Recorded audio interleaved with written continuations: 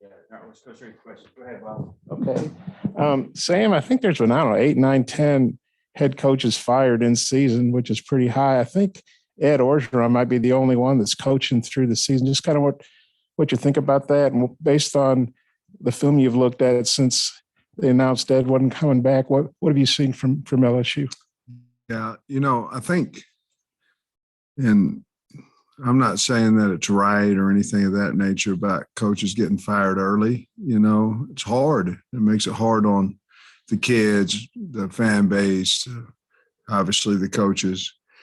But I think it's happening a little bit faster now because of early signing date. I think everybody, I think I heard somebody, and I don't know if this is true, but maybe Texas Tech hired a coach, and I think it's very difficult on that coach. I'm sure he's very happy, but he's also employed, at I believe it was Baylor where he's coming from. So I think all these decisions we make, they have to have the kids in mind first, whatever's best for them. Number two thing is LSU, I believe, played as physical and as hard as they have all year last week. So Coach Orgeron certainly has the team still, and they're very, very talented. They're LSU, but from what I saw on film, compared to the other weeks, they've always played hard, but I thought they played extremely well, physical Saturday against Bama. Coach, when's the last time you've been to Tiger Stadium, and when's the last time you've been there at night? And what's your thoughts on that? Last time I was there at night was when we played, when I was here. I think that was the 16 season, if I'm correct. No, 13, 14, 15 season, sorry. And then we went back over there in, I think it was 17 when I was at Georgia. It might have been 18, but we went over there. It was a day game over there, and they beat us when I was, when we were at Georgia. But that's the last time I remember. A night game would have been my last year here, which would have been 15. And just your thoughts on the environment. They say it's one of the craziest in all of college football. Yeah, I mean, it's what college football is supposed to be. A lot of people, and they get, like I said before, they have plenty of time to get lathered up, and we're expecting a really good crowd. They support their team, and they'll be there. They'll support those kids, and we're looking forward to it. It's going to be a big emphasis on crowd noise this week for us, obviously.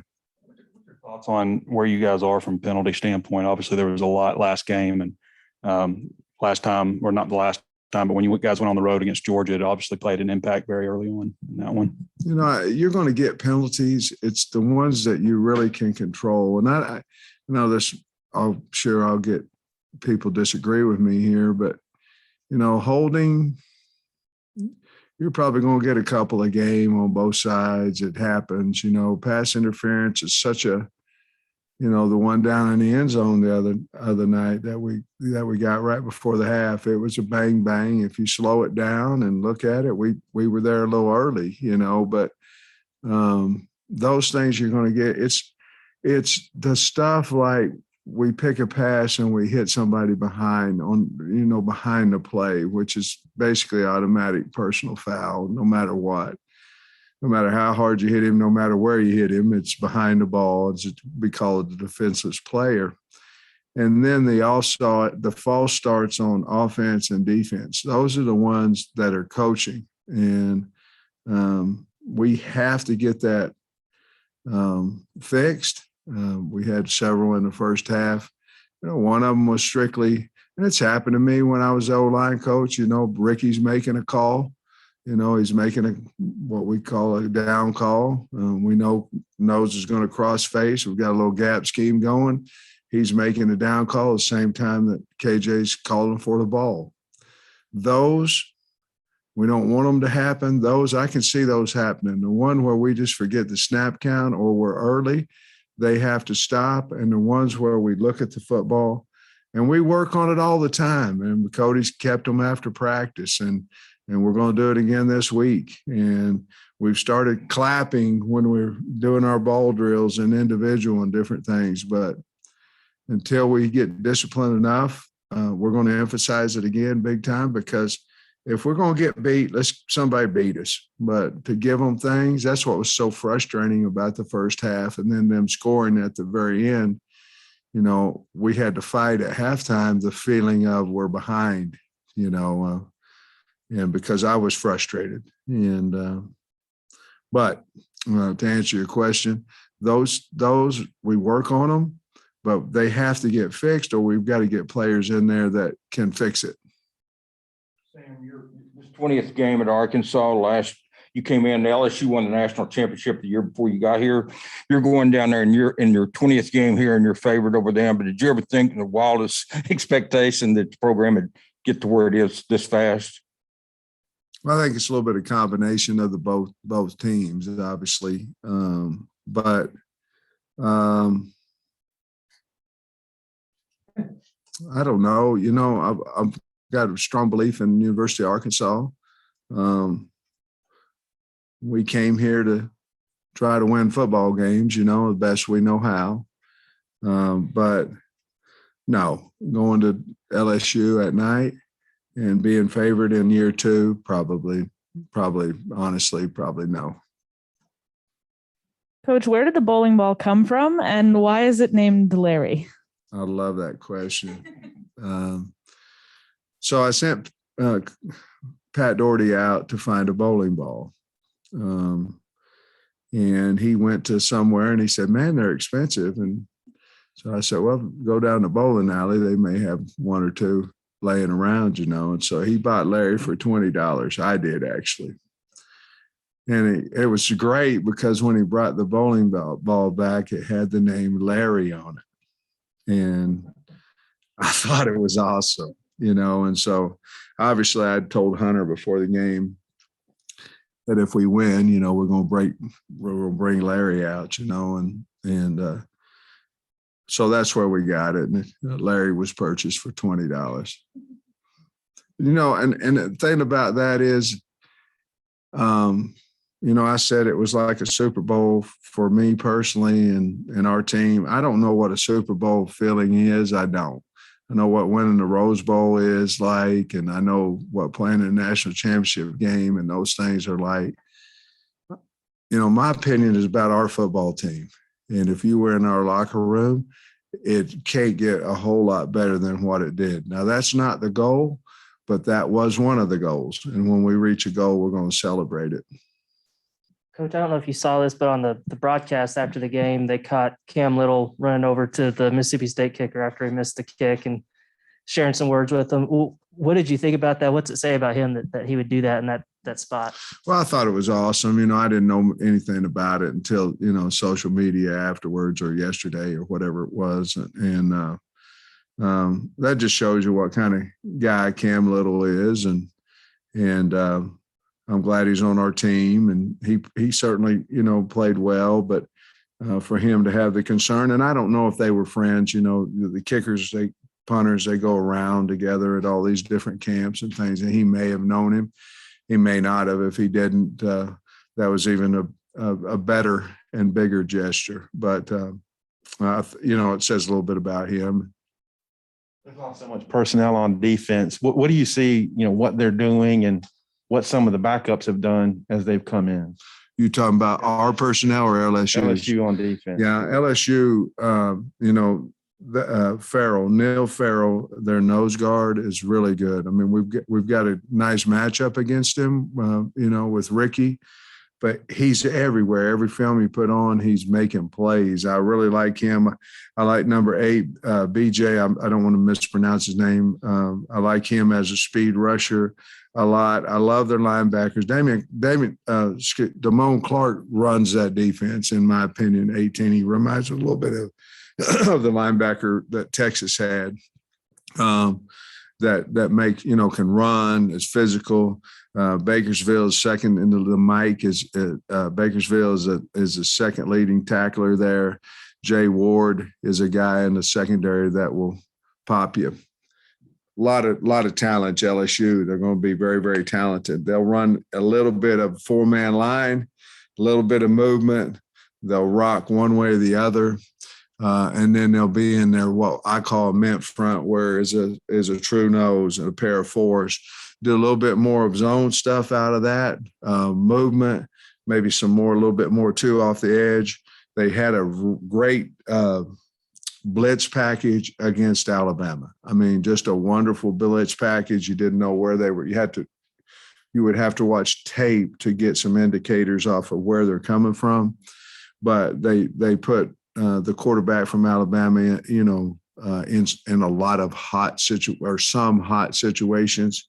And so I think, they had another week to prepare for that game, and they did a great job on defense. I thought they played extremely hard, very physical, looked like a top 10, top 5 defense in the country against Alabama. They haven't run it like they really want to run it this year. What do you make of their offense and what they're doing there? Well, they want to run it, and they're a big counter team. That's the one thing that we have to. They run a naked boot off of that with Johnson. So they want to establish the run. They're not as much zone as what they were earlier in the year. It doesn't seem to me like they're more of a gap scheme, counter type. They love that play. They should. It's been going well for them. I love this Hines kid, the right guard. I mean, he's big, physical. Man, did he play well against Alabama? DeCoulis has been there forever. I think he's a super senior, but they have 4 of their 5 offensive linemen coming back. Unfortunately, Bradford, I believe, got hurt and's out for the season, but they've got a couple of backs that are quick. I really like 21 and 3, but 21 Kiner has got that Ole Miss type back to him, can, make you miss in a phone booth type thing. And of course, they always have speed. Starting with Jenkins on the outside, they always have speed. So a lot of counter, a lot of zone, more counter than, more gap than zone. They'll run some fly stuff from fly sweep, a lot of nakeds. And then Johnson, with his height and his throwing ability, he can drop back in the pocket. And they're getting better at protecting him as well. Sam, reading the LSU writers, sound like LSU had not blitzed a whole lot, but in the Alabama game, like you said, they had extra time. They blitzed a whole lot more than they had. What did you see from that, and what are you anticipating? Well, it worked, so I'm assuming that we'll get that too. We've got to speed up our offense a little bit. I thought we're playing a little bit slow. Saturday, we'll speed it up a little bit, try not to let them get into those looks and into those special packages. I think we'll have to be very, very cognizant of how we sub getting to third down so we can keep whom they have on the field. And maybe they can't get to some of those looks as well. But you're right. It looked like a fresher, different team as far as the blitzes were concerned. And so we're certainly anticipating that look versus the zone coverages. And then Max Johnson, I don't think he played in the game last year. I think it was all Finley, but Max Johnson, their quarterback, what do you see from him? He's a competitor. His daddy, I believe, played at Florida State, if I'm correct. But he's a competitive guy, and he's got a really good arm. Got enough mobility to get away from you. They don't use him much as a runner, but he is capable of scrambling and doing those things. But he's got I remember him out of high school, and we tried to recruit him over there at Georgia, and he certainly is smart and running the offense well. And each game he seems to be getting a little bit better. He'll pick you apart if he has time. He's a really good quarterback. They brought in Nussmeier. I believe it was against Ole Miss, and he's proven he can throw the ball too. Maybe a little bit more mobility with him, but I think their guy is Max Johnson. He should be. He's playing good ball. I guess with Brad on their staff coaching, deep out their offensive line, I mean, does he give them any extra insight into what you do, or at this stage of the season, does it really matter? I mean, everyone knows. You got a good point. I mean, you're looking at they have nine games on us, so I'm sure they'll do their study in there. I don't know. What he might have. We'll know what hurt them when he was here as far as our defense goes, if what might have caused problems for the offensive line when he was coaching here. He'll know our personnel, even our new guys for the most part, except for Big Ridge. He knows Utsy, obviously, from being at Missouri, and he knows Trey. So he'll know our personnel, so he'll know where, at least in their mind, they want to try to attack us. So I don't know that it gives either team much of an advantage, to be honest with you. Also, as far as just your offensive line, just it generally graded out pretty well. Yeah, I think they were all right in the low to mid 80s, which is pretty good. I used to think if you get to 85, you're playing some good ball. And I believe Myron Cunningham might have been the one that got to 85, but all of them were around that 84, 83 mark. Made it maybe not quite as high with the guys who jumped off sides. We dock them pretty good for that. Coach, a lot of historic games between these two programs. Will you talk at all about wanting to bring another trophy home this week? Will you talk about any of those past contests that we all know about? I don't know that we'll have a lot of conversation about the past games. We certainly do. There's a trophy, and we'd like to have it, and certainly we know LSU would too. But I believe Basil designed it. I think he designs everything,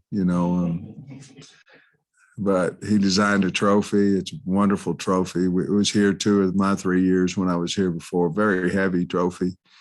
But yeah, we'll talk about the boot and probably show a picture of it and things of that nature. We'd like to have it. Do you plan on signing the full 25? I guess Warren Thompson counts against this class coming up, but where are you guys with recruiting? Is it just depend on players coming back and stuff like that? I think a lot of it depends on what happens in the portal. I think that, obviously you guys know that you can't go over 85, but you could sign up to 32 if you're continued to stay under 85, as long as 7 of your guys get in the portal. So it's kind of an ongoing situation right now with what we have. We're pretty much maxed out right now. We pushed Ridge, Trey, Utsy, and Warren. We pushed them to this class, which with our current commits, we're pretty full. If we get to a point where the number goes under 85, and at that point, that means that we would be buying back some portal guys, then we could go as high as 32, but that would be a lot of attrition at that point. Would you be able to borrow from the future class, though, if you wanted to? I don't know yet. I haven't really looked into that part of it yet. It just depends on what happens in the portal, and I really don't want a whole lot to happen until after the season's over, and we'll sit down and talk to guys and see what they're feeling. To me, again, the portal could be a lot of guys if guys choose to transfer somewhere where, if they're not playing and they choose to transfer and play somewhere, which I'm 100% fine with. And I guess you guys plan to go out this week. You plan on, I guess, hitting Louisiana? Yeah, we just have a couple of guys that we're going to put out this week, just 2. It's kind of a stunning stat from that Alabama LSU game. LSU held them to 6 yards rushing. Well, wonder what you thought about that. And also, when I saw the video of you guys calling the Hogs, you were lifting that bowling ball like it was. I haven't bowled in a while, but I think they're pretty heavy. Have you just been working out a lot, or? Well, all right. So you asked me about what first? First question was about LSU hold Alabama to 6 rushing yards. Yeah, you know, the rushing part of it, you know, it gets skewed when the sacks and all that kind of stuff. You know what I mean? Sacks count in college against the rushing stats, not necessarily in the league, in an NFL. But yeah, I mean, they were all over the place now. They played hard. They played extremely well, and they flew around the ball. They played excited. And I think someone asked me, you know, the first question about Coach O. He had his team; they were rolling.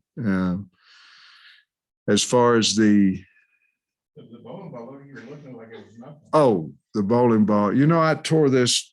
What do you call it? Bicep. I tore my bicep muscle.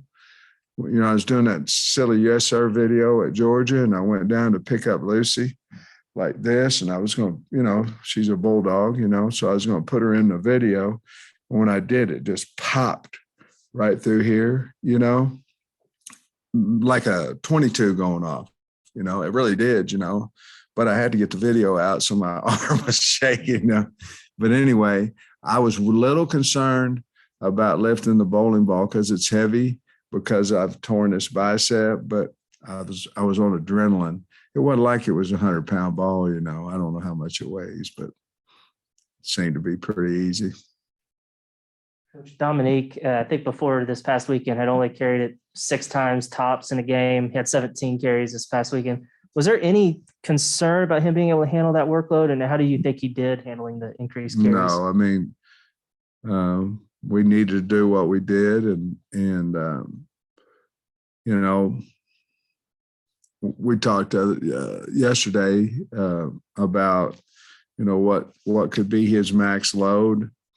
I don't know that there's an answer. You can just feel it, you know, at some point, but I think 17 plus is a number if you're going to rush the ball 40 times. And of course, KJ ran it 11, you know, you understand what I'm saying? So then you go 17, 28. Now you're down to 12 carries on a 40 carry game. And we've probably been a little bit over that. So I don't know. He was running pretty good at the end of the game, didn't you think?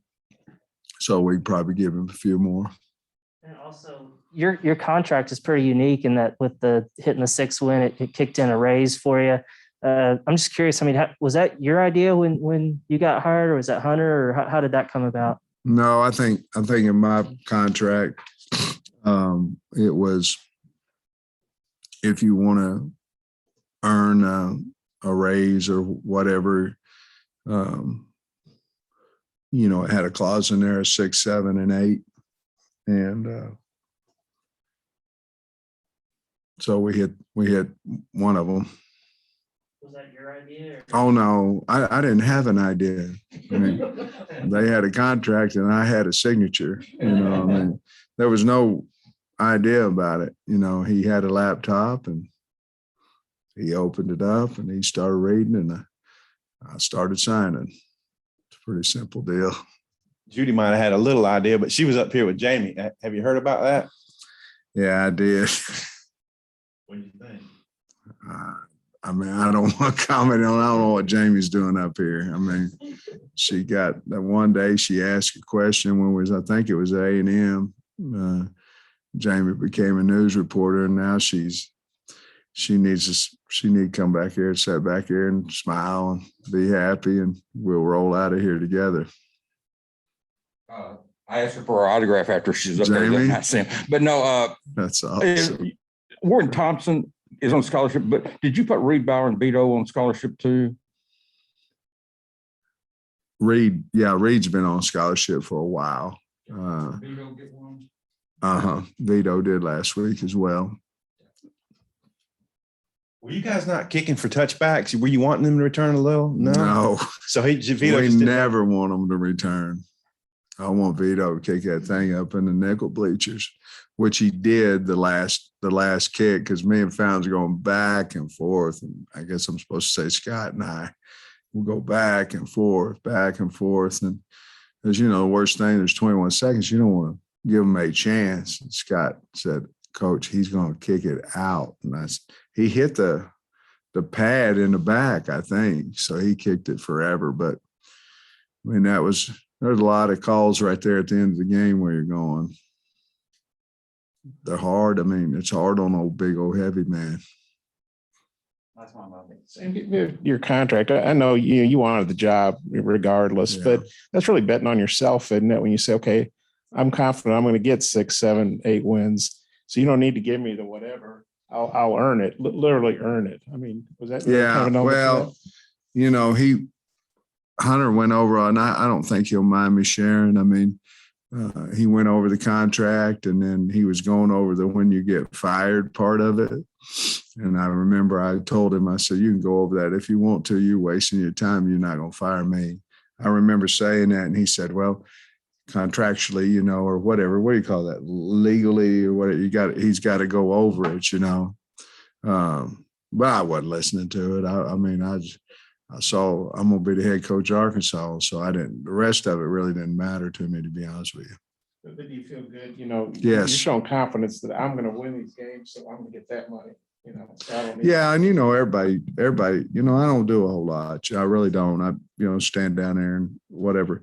But that's, you know, you hire coaches to help you win games, and then you go recruit players to do that. And really, I'm not going to share it with the coaches either, by the way. But that's all of us together. They get their own little bonus for a bowl. They'll be fine. But no, it's all of us, and really a neat deal, you know, from Jamie and I. Thanks, Coach. Thanks, everybody.